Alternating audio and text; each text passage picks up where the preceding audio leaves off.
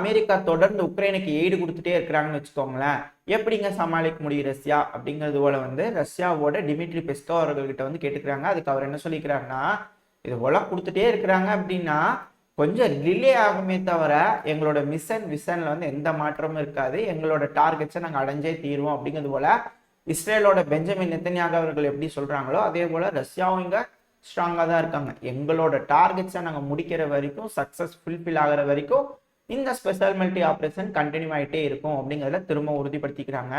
இது போல ரஷ்யா சைட்ல ஸ்ட்ராங்கா இருக்கிற மாதிரி தான் தெரியுது.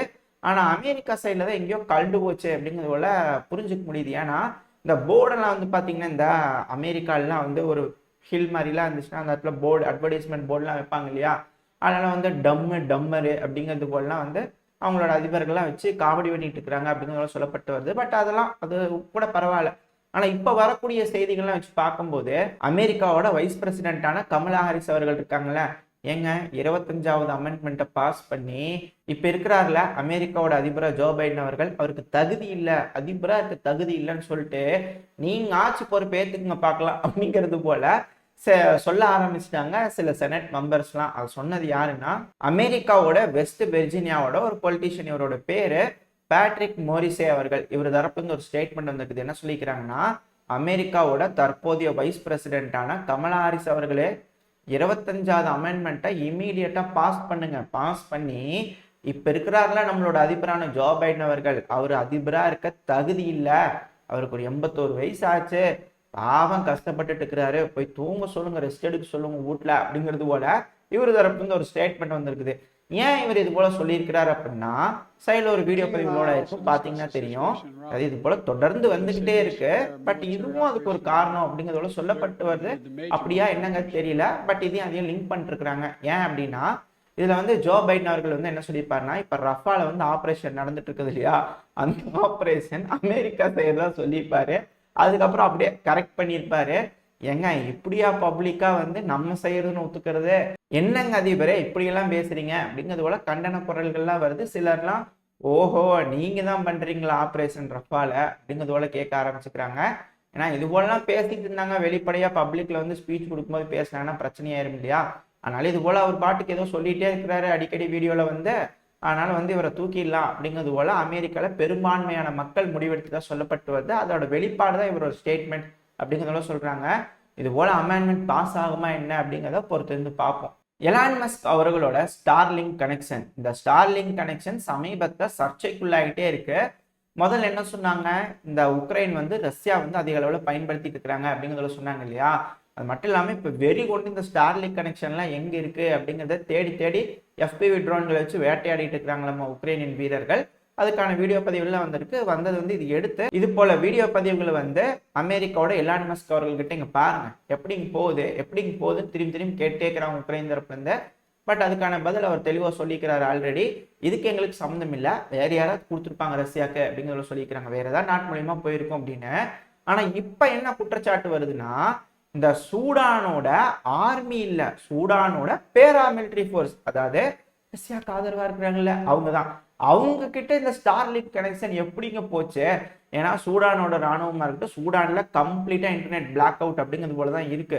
ஏன்னா இது போல இணையதளத்தை பயன்படுத்தி இது போல இந்த சேட்டலைட் கம்யூனிகேஷனை பயன்படுத்தி ட்ரோன் தாக்குதல சூடானோட பேராமிலிட்டரி ஃபோர்ஸும் அதிக அளவில் பண்ணிட்டு இருக்கிறதுனால இன்டர்நெட்டோட கம்ப்ளீட் பிளாக் அவுட் பண்ணலாம், இது போல கனெக்ஷன்ல கம்ப்ளீட் பிளாக் அவுட் பண்ணலாம் ட்ரை பண்ணிட்டு இருந்தாங்க. ஆனா மோஸ்ட் ஆஃப் த இடத்துல இது போல ஸ்டார்லிங்க் கனெக்ஷனை பயன்படுத்தி இன்டர்நெட் ரெக்கவர் ஆயிட்டு இருக்கு அப்படிங்கிறதுல சொல்லப்பட்டு வருது. அதுல அதிகமா பயன்படுத்துவது சூடானோட RSF அப்படிங்கிறதுல சொல்லப்பட்டு வருது.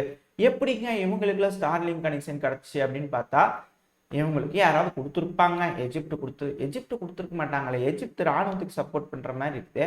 மிடில் ஈஸ்ட் நாடுகள்ல பலரும் ராணுவத்துக்கு சப்போர்ட் பண்ற மாதிரி தான் இருக்கு. யாரு கொடுத்துருப்பா? ஒருவேளை 3வது நாடுல இருந்து ரஷ்யா வாங்கி ரஷ்யா கொஞ்சம் வச்சுட்டு இந்தப்பா வச்சுக்கோ சூடான் அப்படிங்கிறது போல இந்த பேராமிலிட்டரிக்கு அனுப்பி விட்டுருப்பாங்களோ தெரியல. அப்படி ஒரு குற்றச்சாட்டு வந்துச்சுன்னா வருமா இருக்கும், வந்துச்சுன்னா அடுத்த பதிவுல பார்ப்போம். ஓகேவா.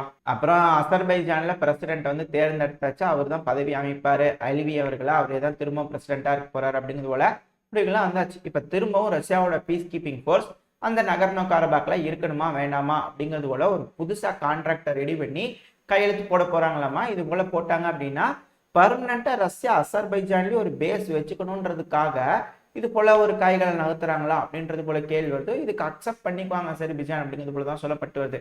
ஏன்னா அர்மேனியால வந்து பாத்தீங்கன்னா அதிகமா இந்த மேற்குலக நாடுகளோட பேஸ் இந்த ராணுவம்லாம் வந்து ட்ரைனிங் கொடுக்கறது, அவங்களோட ஆயுதங்கள்லாம் உள்ள வரதா இருக்கு. அப்படி இருக்கும்போது கவுண்டர் பேலன்ஸ்க்கு இங்க கண்டிப்பா ரஷ்யா தேவைப்படும் இல்லையா? ஒரு வேளை ஒத்துக்கிட்டாங்க அப்படிங்கிறதுல சொல்லப்பட்டு வருது. ஏதாவது அப்டேட்ஸ் வந்ததுன்னா அடுத்த பதிவுல பார்த்துருவோம். ரஷ்யாவோட நியூரல் நெட்வொர்க் இது இப்ப பெருமளவில் ட்ரெண்ட் ஆயிட்டு இருக்கு. காரணம் என்னன்னா ரஷ்யா இப்ப பல வகையான ட்ரோன்கள் பயன்படுத்தினாங்க. ரிகானிசன், எஃபிவி, அட்டாக் ட்ரோன்ஸ்னு பல விதமான ட்ரோன்கள், காமிகாசி ட்ரோன் பல விதமான ட்ரோன்கள் யூஸ் பண்றாங்க. இப்படி இருக்கும்போது நியூரல் நெட்வொர்க்ல எல்லா ட்ரோனும் கனெக்ட் ஆயிருக்கும். அது ஆல்ரெடி பேட்டில் ஜோன்ல நாங்க டிப்ளாய் பண்றோம், டெஸ்ட் பண்ணிக்கிட்டு இருக்கோம் அப்படிங்கிறத சொல்றாங்க. இது ஒரு வேலை உறுதிப்படுத்தப்பட்டுச்சுன்னா இந்த நியூரல் நெட்வொர்க் மூலயமா ஒரு காமிகாசி ட்ரோன் பறந்து போயிட்டு இருக்கு அப்படின்னா அந்த காமிகாசியோட லாஸ்ட் லொகேஷன் அது இலக்கை அடைஞ்சிருச்சு அப்படின்னா இலக்கை அடைஞ்சதுக்கு அப்புறமா இது போல சக்சஸ் அப்படிங்கிற மெசேஜ் நியூரல் நெட்வொர்க்ல அப்டேட் பண்ணிச்சுன்னா எல்லா ட்ரோன்களுக்கும் தெரியும். அப்படி இல்லைன்னா அதோட இலக்கை மிஸ் பண்ணிடுச்சுன்னு வேற ஒரு ட்ரோன் ஆட்டோமேட்டிக்கா லான்ச் ஆகும், அந்த ட்ரோன் அந்த இலக்கு அடிக்கும் அப்படிங்கிறதோட சொல்லப்பட்டு வருது. இது போல செயின் ப்ராசஸ் நடந்துட்டே இருக்கும். அப்புறம் இந்த நியூரல் நெட்வொர்க்ல இன்னொரு பெனிஃபிட் இருக்கு, அட்வான்டேஜ் என்னன்னா ரஷ்யாவோட அந்த நியூரல் நெட்வொர்க்கை பயன்படுத்தி இயங்கிட்டு இருக்கக்கூடிய ட்ரோன்கள்னால ரஷ்யர்கள் யாரு உக்ரைன் யாரு அப்படின்ற தனியா தெரிஞ்சுக்க முடியுமாமா. அது கூடவே ரஷ்யாவோட ஆயுதங்கள் எது எது, உக்ரைனோட ஆயுதங்கள் எது எதுன்றது தெரிஞ்சுக்க முடியுமாமா. இப்படி தெரிஞ்சுக்கிறதுனால அந்த ட்ரோன்களுக்கு சொல்லி கொடுக்கும், டே நீ போயிட்டு இருக்கிறது அம்மாளு போய் அங்க இருக்கு பாரு அதை போய் அடி அப்படிங்கிறது போல அது கமாண்ட் கொடுத்துக்கும். அதாவது ஒரு ஆர்டிபிஷியல் இன்டெலிஜென்ஸோட இந்த நியூரல் நெட்வொர்க் கனெக்ட் ஆயிருக்கிறதுனால ஈஸியா நம்மளால கமாண்ட் பண்ணிக்க முடியும். அதுங்களே புரிஞ்சுக்கிட்டு இலக்கு எது வேணுமோ அதை துல்லியமா தாக்கி அளிக்கும் அப்படிங்கிறதுல சொல்லப்பட்டு வருது. இதை இப்போ கரண்டா இம்ப்ளிமெண்ட் பண்ணிக்கிறது மட்டும் ரஷ்யா அதிக அளவுல சக்சஸ் ஆயிட்டாங்கன்னா மிகப்பெரிய சேதங்களை உக்ரைனுக்கு ஏற்படுத்திடுவாங்க அப்படிங்கிறதோட சொல்லப்பட்டு வருது. இது எந்த அளவுக்கு இந்த நியூரல் நெட்வொர்க் ரஷ்யாவுக்கு கை கொடுக்குது அப்படிங்கிறத பார்ப்போம். உங்களுக்கு ஒரு சந்தேகம் வந்திருக்கும், இதுல ஏஐ டெக்னாலஜி இதுதானே செய்யுது அப்படின்னா ஏஐங்கிறது புரிஞ்சுக்கிட்டு இன்ஸ்ட்ரக்ஷன் கொடுக்கும், அது ஒரு கமாண்டர் மாதிரி. இந்த நியூரல் நெட்வொர்க்ன்றது இது ஒரு நெட்வொர்க், அதாவது இந்த ஒயர்ல வந்து ஒரு கம்ப்யூட்டர் இன்னொரு கம்ப்யூட்டரை கனெக்ட் பண்ணியிருப்போம் இல்லையா, அது போல எல்லா ட்ரோன்களையும் எல்லா ஆயுதங்களையும் ஒரு பாயிண்ட்ல கனெக்ட் பண்ணி வச்சிருக்கிறதா இந்த நியூரல் நெட்வொர்க். அந்த நெட்வொர்க் ஸ்ட்ராங்கா இருந்தாதான் இந்த ஏஐ சொல்லக்கூடிய விஷயங்களை அந்த நியூரல் நெட்வொர்க் மூலயமா அங்க இருக்கக்கூடிய டிவைஸ்க்கு நம்மளால அனுப்ப முடியும். ஸோ இது எல்லாமே ஸ்ட்ராங்கா இருந்தாதான் ஒரு சூப்பரான ஒரு ட்ரோன் ஆர்மி, அதாவது ஆர்டிஃபிஷியல் இன்டெலிஜென்ஸ் ஆர்மியை உருவாக்க முடியும். அதுக்கான வேலையில ரஷ்யா இறங்கிட்டாங்க, டெஸ்டிங்ல இருக்காங்க அப்படிங்கிறது புரிஞ்சுக்க முடியுது இந்த டேட்டாஸ்லாம் வச்சு பார்க்கும்போது. அப்படியா என்ன சக்சஸ் ஆச்சா என்னங்கிறத ரஷ்ய தரப்புல இருந்து அடுத்தடுத்த பதிவுல ஏதாவது அப்டேட்ஸ் கிடைச்சுன்னா பார்த்துருவோம். இதோட இந்த பதிவை நம்ம முடிச்சுக்குவோம். இந்த பதிவு எப்படி இருந்துச்சு, உங்களுக்கு பிடிச்சிருக்கா? பிடிச்சுன்னா லைக் பண்ணிட்டு உங்க ஃப்ரெண்ட்ஸ் அண்ட் ஃபேமிலியோட ஷேர் பண்ணிக்கோங்க. அது கூடவே மறக்காம இந்த பதிவை பத்தின உங்களோட கருத்துக்களை கமெண்ட் செக்ஷன்ல சொல்லுங்க. இந்த பதிவு நல்லா இருந்திருக்கும் நம்பிக்கையில் அடுத்த பதிவு உங்களை சந்திக்கிறேன். அது வரைக்கும் ஸ்டே சேஃப். Bye bye.